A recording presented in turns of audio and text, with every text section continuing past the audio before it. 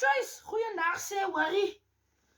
Ek lê nou in my bed en die handsak is pyn om môre. Listening is 'n skill, luister my reg en weg.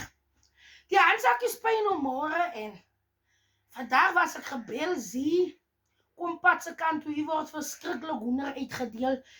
Die betaling is kinderpy. So môre is mos nog kinderpy. Ha! Ek lê nou, ek het pad toe gekom, ek het toch vir my hoender loop vat. Kyk hier. Kyk hierdie bagen wat ek geloop vat het. Ons moet nou kinderpy, moet ons nou pad toe kom môre. Maar ek sê vir myself, ek is 'n karoo jakkels. Ek sê vir myself, weet ek ken hierdie vrou vir my nie. Ek weet nie, het self van my gehoor nie. My naam is nooit weer terugbetaal nie. That's me.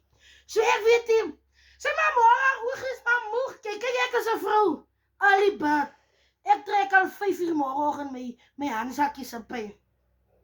En kyk, ek hou nie van my geld so lank in die bank loop, koud raak. Jy moet sommer so aan 'n idol nog na my toe kom. So die vrou gaan nog dink, ek gaan uitsteek ek nooit uit hierdie hoender.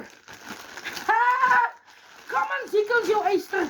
Daar is 'n 5 kg wat ek gevat het op my boek. Ek hoor ons moet môre betaal. My suster, dat jy maar op jou maag skryf en vir dit af met 'n natlap.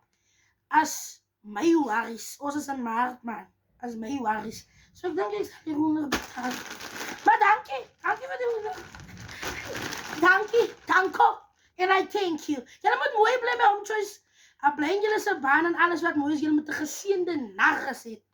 Die 5 kg gevat op skuld en ek sal hom nooit terugbetaal nie. Ons maar beklei tot teen die wetsmense. I know myself.